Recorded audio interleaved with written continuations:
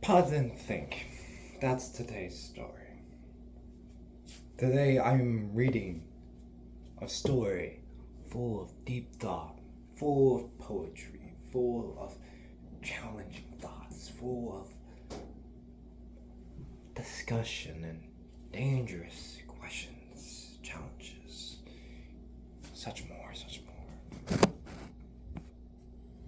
But do you believe out there in the world there's someone else reading with you, or watching, or listening? Do you wonder who that face is? Now we started today's session with a thought. Hello viewers, welcome to Warrior Troubles, a poem made by yours truly. A poem consists a lot of challenges, you will see. We follow a warrior. We will know their name when we get there. By now, you're wondering, Book 2, Book 3. You read these before. You might read these again by the future. Enough of the fourth wall breaking. Let's continue today's poem. We follow someone walking in iron, holding a sword in their right, a shield on their left. They stuck out their chests, confident, standing like a warrior. But the warrior had no name yet. Didn't know their name. Didn't know what their role is in life. They were confused of the war, of the battles, everything. They wanted peace, a dream that was remarkably impossible. But they thought it was possible. No matter how impossible that dream saw or seemed or whatever fancy word, they wanted to seek out for that dream, for that goal. They saw the night sky blue as ever, stars shining on their iron chest plate. Their heart thumped and thumped as they walked heavily in that iron armor. They were protecting the walls of Hifa. Hifa was their region of kingdom. It had many names, but Hifa stood out the most. Hifa was a kingdom that was bold, confident, and brave. It sparked new hope in many warriors, but our warrior didn't. They were confused for having it, maybe more than what they seemed. Warrior, warrior, warrior. Why should we judge a book by its cover if we don't even know the person yet? A warrior. What is a warrior? What's a true warrior? What's someone who fights? What's a soldier?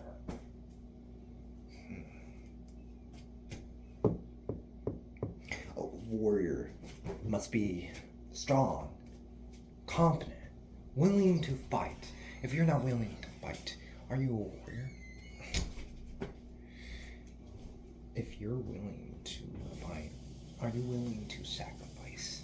If you're willing to sacrifice, then go forth, then fight your own battles.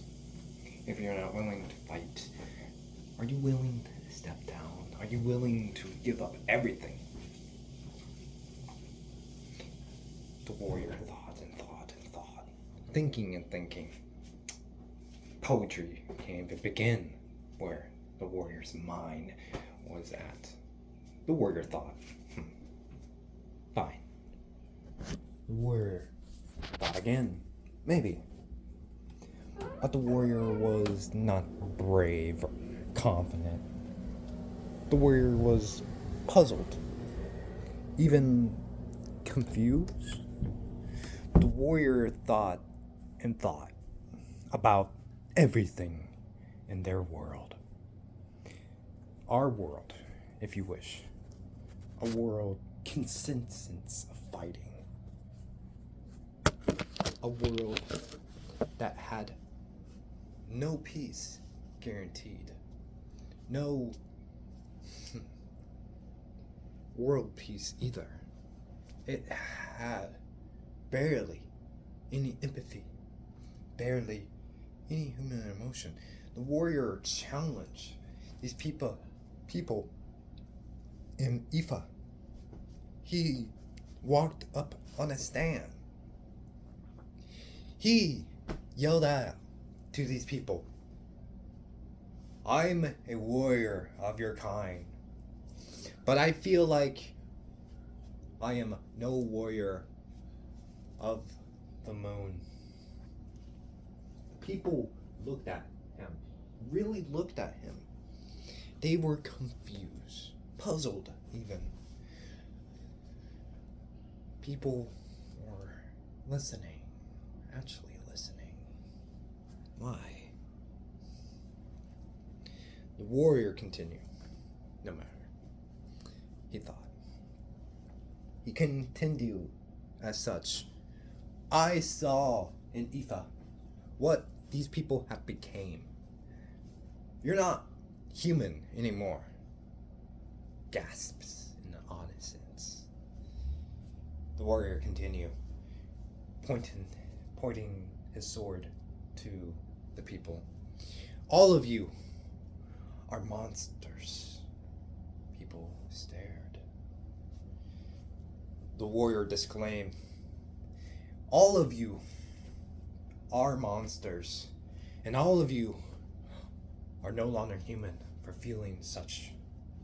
You do not care. You will not change your ways. What even counts as human to that point for making such choices? Dire sacrifice. A dire sacrifice that changed everything. People blinked. People were stunned. The warrior threw his second sword behind his back, threw it down, and walked on his journey to wherever, away from the people who have abused him.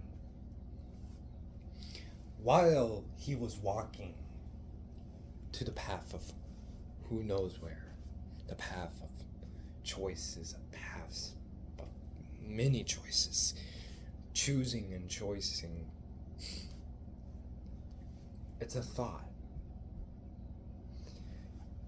While our warrior walks, what caused him to speak out such? Why did the warrior yelled and challenged these people?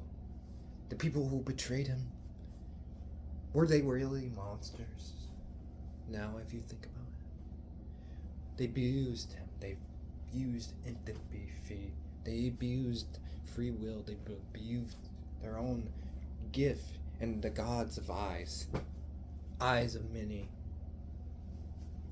And there's that thought again. Free will. A mistake or a gift, a choice over thus and this. You must do or you need to do. That's what we ask ourselves in these dire moments. In the warrior's journey, the warrior walked under the night sky. The warrior was pacing on the path to no bounds. He doesn't know who he's gonna meet. He doesn't know who he will talk to. He doesn't know who he will challenge. But the warrior will challenge anyways. The warrior will continue walking and walking. The warrior knows when to stop, but doesn't. Isn't that choice alone? The warrior is dangerous, is he not? He has so much free will, so much choice, so much boldness to fight. The warrior was dangerous, no? If he's dangerous, does he need to be stopped, to be asking such questions? No? What must happen to the warrior for him to understand that these choices belong to the people who made them? The warrior was thinking, lost in his thoughts, thinking of that moment when he challenged the people. He was devastated in his own way, but he continued it. He already vowed by dropping his second sword, becoming a lone warrior. Up ahead was a bridge of nothing. It was a normal bridge. Strange. Normal bridge. Under the night sky, trees everywhere. And it rains. Suddenly. Almost quiet rain. Nice rain that taps on his armor and drips down to the ground as he walks on the dirt path to this bridge.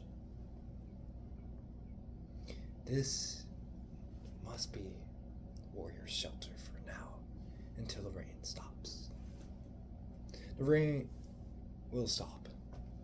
The storms always stop. Usually they will always continue. Storms always do that. Storms always continue. No matter if you want them to stop. No matter how much you pray for them to stop, the storm continues. It rains quietly, almost peaceful. The warrior thinks while under the bridge. He looks at his sword, wondering, doing this to his sword, testing the blade's limits. He doesn't cut himself, of course. He's just feeling the edges, feeling the metal, still thinking this is some fake dream, made up reality in his head. But he knows this is real. He knows by touching, almost feeling the pain, by touching the blade. It hurts, but that's how he knows he's not dreaming. This is how he knows that what he did will inevitably cost his future, inevitably set him on a path to who knows where. The warrior almost thinks again, but stops himself.